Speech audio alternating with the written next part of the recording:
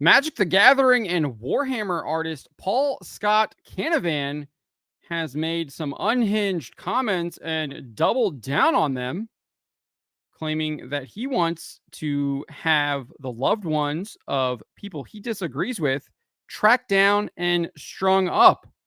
I'm not exaggerating. That is what this person said. It's absolutely sick and despicable. Before we get to this, I'd like to ask you if you please hit that subscribe button, hit that bell for notifications so you don't miss any of our future videos here at the Trent Report. Before we get to my coverage over at thatparkplace.com, let's take a look at Paul Scott Canavan's website.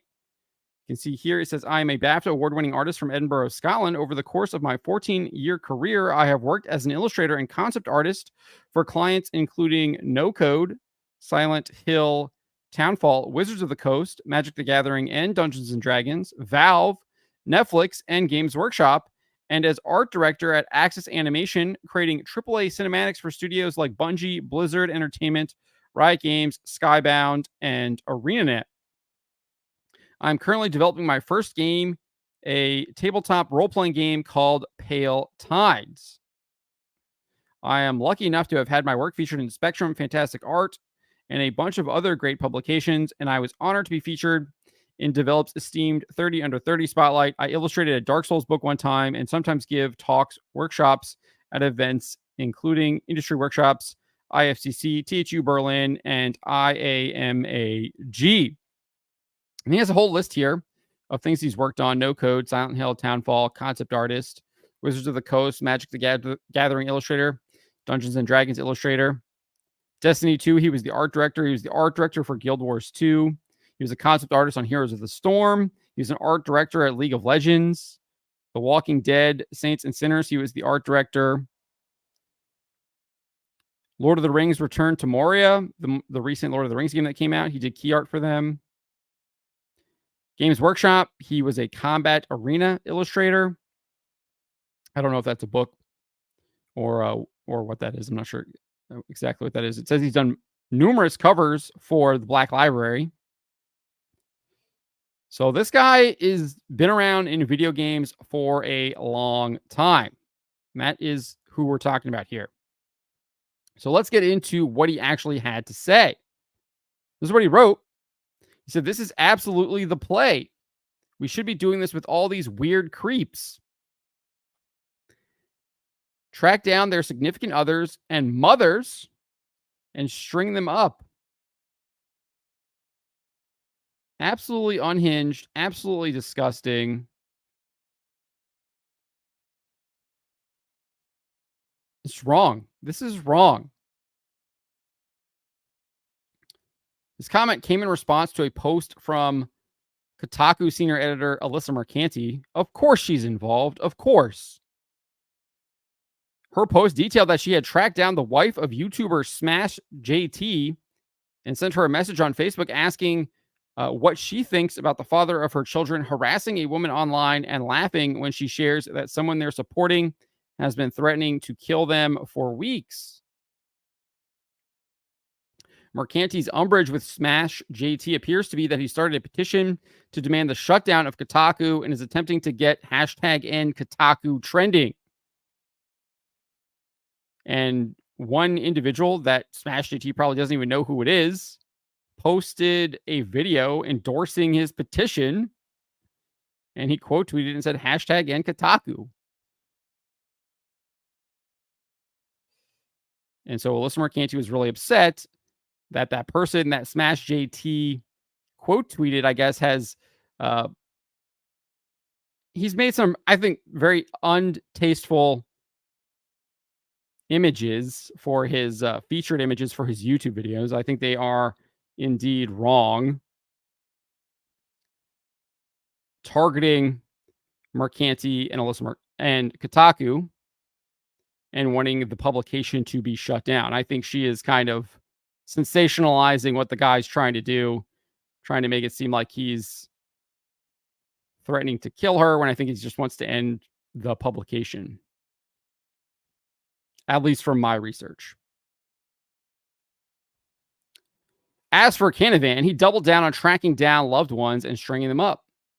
In response to one user who asked him if he would be okay if people track down his loved ones, Canavan said this: I mean, if I turn into a total piece of crap and start harassing women online, then yeah, go nuts. What? Just absolutely insane. Insane. He's only saying that because he doesn't think he could never be a piece of crap in his own mind. Even though he just advocated for tracking down significant others and mothers and stringing them up. You can't even make it up. I mean, this guy literally just posted this and he's saying, if I turn into, meaning he doesn't even realize that what he's posted like shows that what he's saying is just absolute garbage. It is a piece of crap, and he's acting like a piece of crap. Not only would he double down, but he claimed his opinion that loved ones be tracked down and strung up was not controversial. YouTuber That Umbrella Guy posted this. Fascinating. Is that a company stance, stringing up moms and significant others? And this is what Canavan responded. I think you may have misunderstood. The conversation was about holding people accountable for their attacks on the internet. I don't think it's a super controversial take.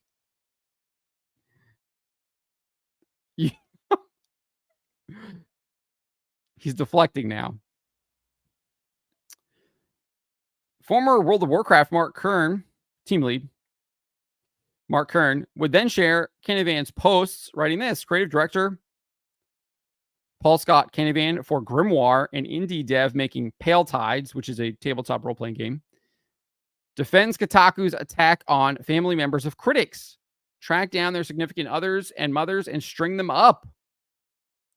That Umbrella Guy calls him out, and he doubles down, saying that it's just about holding people accountable. I guess anything goes if you have the right politics. He shared screenshots, which we just went over. Canavan then accused Kern of sending a hate mob after him and claimed he worded his post poorly. Can't make this up, folks. Sending a hate mob. This guy was literally just engaging and encouraging harassment of people's loved ones and calling for them to be tracked down and strung up. And he is now saying that Mark Kern is sending a hate mob after me. You can't make it up. He goes on and says, sending a hate mob after me seems a little unkind, considering I was just agreeing that people who attack others on the internet should be held accountable. I admit I phrased it poorly, but also it wasn't a statement. It was a reply to a tweet.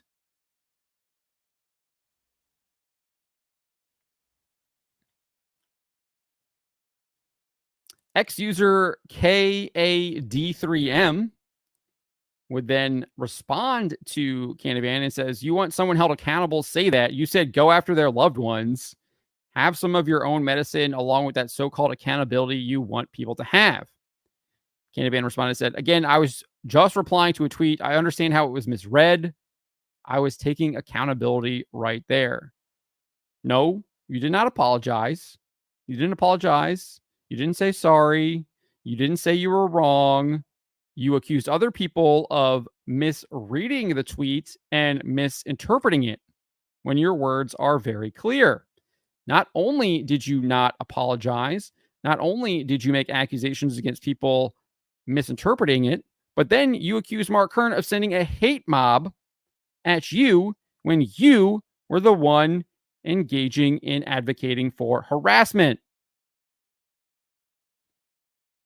Kern reacted to Canavan's comments and Mercanti's actions, writing on X, Kotaku and crazy woke game devs attack you and lie, saying you are stalking them and harassing them. Meanwhile, they want to find your families and string them up. It's absolutely right. That's called projection.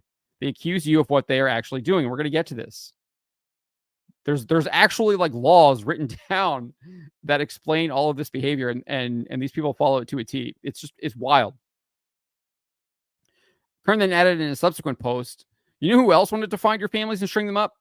For, just accountability. These people feel they are on the right side of history. It's got a gif here of this guy saying, are we the baddies? You guys know what that one is. He then posted this, Persian Gamers. That was Jules Hardy for the BBC. Open bounties. Kern has had a bounty placed on his head for $30,000. And then there was some Twitch streamer Denims who raised it. Just a joke, bro. Normalized death threats. And now family hunting for hangings. It's the sport of game journalists and woke game devs everywhere now. Mask off. I mean, these people, that's exactly what they're doing. Grums is absolutely right here. These people are absolutely sick. They're absolutely evil. They actively want to kill you. They want to kill you. And not only do they want to kill you, they want to kill your family members. They want them hunted down and strung up. That's what this guy said. And he just worded it poorly. Just worded it poorly.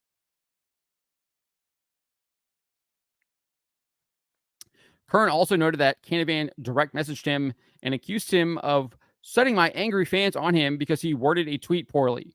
Kern then shared the tweet again and wrote, I told him I was reporting him instead. Good. He's advocating for violence here. It's exactly what this guy is doing. Oh, I just worded it poorly. No, you didn't. Weird creeps track down their significant others and mothers and string them up. Yeah, you totally worded that poorly.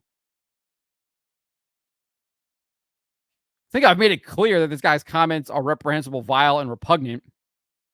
But as I said, they fall perfectly in line with how Vox Day detailed how social justice warriors, or I think that kind of term is out of fashion now. I think woke ideologues is probably more accurate. Is the kind of how we describe them now. But it was SJWs a couple years ago when he wrote this book. And he wrote this book, SJWs Always Lie, taking down the thought police. And he, in the beginning of the book, he has these 3 rules of SJWs Always Lie. And the first rule, let me actually get the book out here, right? We'll read it to you. The first rule, or the first law,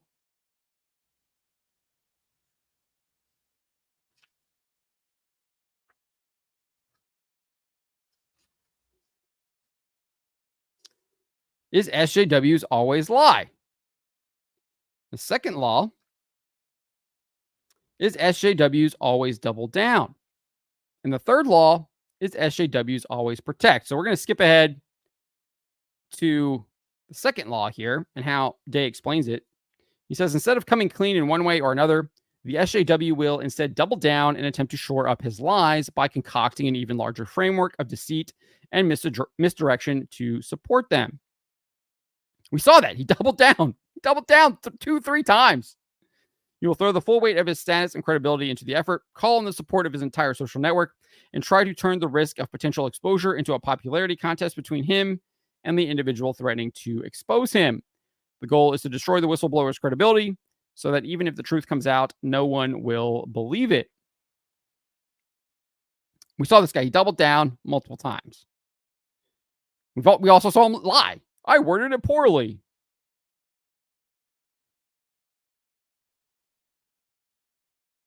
So I think we've documented that he did attempt to do this. He did not come clean, but accused Kern of sending a hate mob against him while he was advocating for the target harassment. At the very least, he was advocating for targeted harassment of loved ones of individuals he disagrees with.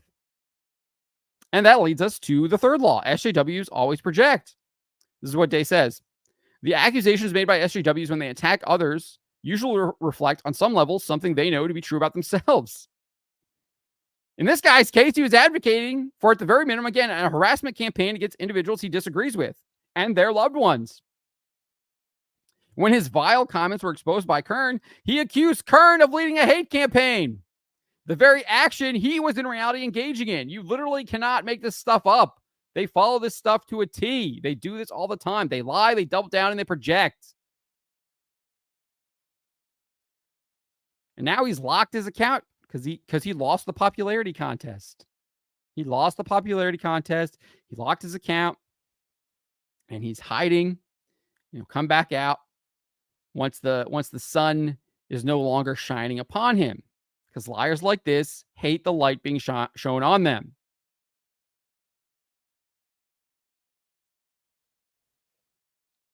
We have to continue to fight this stuff. This stuff is escalating. We're seeing more and more violent rhetoric from these people. This guy's been in the video game industry for 14 years. And he just worded his comments poorly. No, he didn't. He knew exactly what he was saying. Absolutely repugnant and vile. But let me know what you guys make of this. Let me know in the comments below. Remember to always be charitable and to always speak the truth. And I think in this guy's case, I think we really need to pray for this guy. I mean, we need to pray for these people. We need to pray for these people because these people have such hardened hearts. They have such hate living inside them. We need to pray that Jesus Christ softens their hearts. But not only should we pray, we have to actively oppose them too. So I'm going to continue doing that here on That Park Place and here on YouTube. But I'm also going to pray for these people because they really need a lot of help.